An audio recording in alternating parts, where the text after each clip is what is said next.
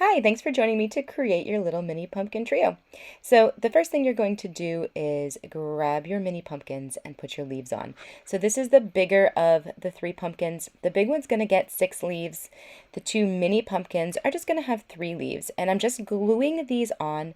You can pull them right off the back or you can snip them off with scissors. It's even okay to pull off that plastic veining on the back of the leaves. Just a little hot glue and creating that base on your pumpkin. So again, this is the bigger, so it's going to be using the 2 to 2.5 inch flowers. And what we're going to do first is stem those. So a dab of hot glue, a little twist and a push to add your wire in, and it just needs to be a couple inches long. It's going to go right into your pumpkin. You just want to make sure that the glue has cooled so that the wire won't push through. You can always poke the hole first with another piece of wire as well, or an awl or any other tool like that. As long as you don't go right where the stem is, this will slide right into the pumpkin. I'm not even using glue. You could if you wanted to, but the foam is pretty dense and will hold these in really nicely. So you're creating this little triad. You'll see there's a little bit of room between each of those pumpkins at the bottom, and this is where your greenery is going to come in. So I like to come in and I snip apart my greenery. Sometimes the pieces are just too long or there's too much on the end. So when I get the right length, I'm going to add a little bit of glue to that, and I'm going to push it in there. Be generous with your glue because if you don't use enough, it can easily fall out. You also don't want to use too much so that it's oozing out everywhere as well. So I'm going around and adding in these little bits of eucalyptus, twisting them, turning them to give them just the right angle. Now, it doesn't matter what kind of greenery you're using. This happens to be what I'm using today. You might be using something different, but the idea is to fill in the gaps where you've put the flowers. And so I first fill in at this base, and then I'm going to fill in more with accents. So here I just added some little pieces. I love this ruscus because I can break this apart into different pieces. I just pull it, but you could snip it with scissors or wire cutters. And so that one little piece just created tons of little pieces that I can put throughout my pumpkin. This isn't designed to be something super big and overflowing. It's just a cute little accent. It could sit on a plate, on a tiered tray, on a shelf, anywhere you like, really, at your desk. So I just play around with where these will look cute. Before I glue, I don't glue until I've decided that's definitely where I want this.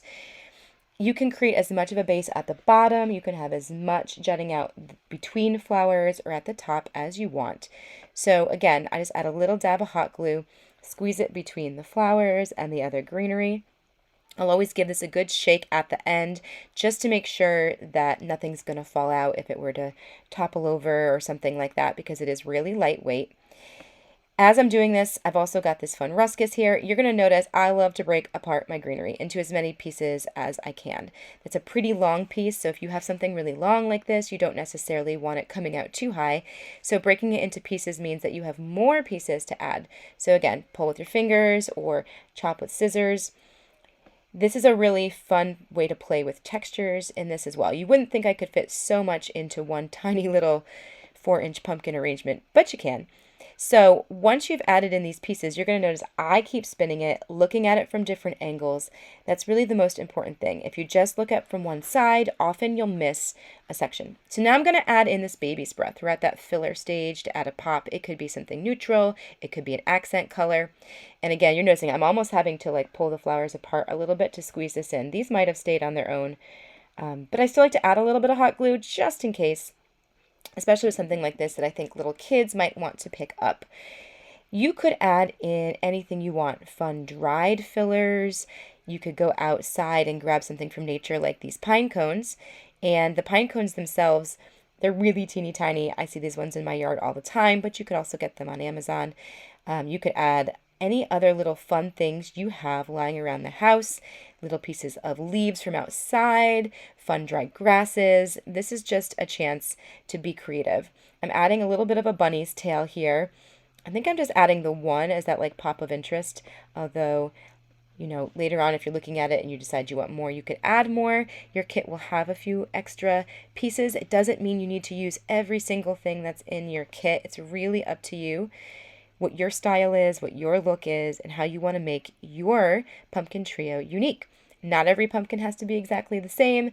They can be coordinating but different if you're going to put them together. I'm just adding in a few more pieces of that greenery because I can't help myself. And there we go. Just repeat.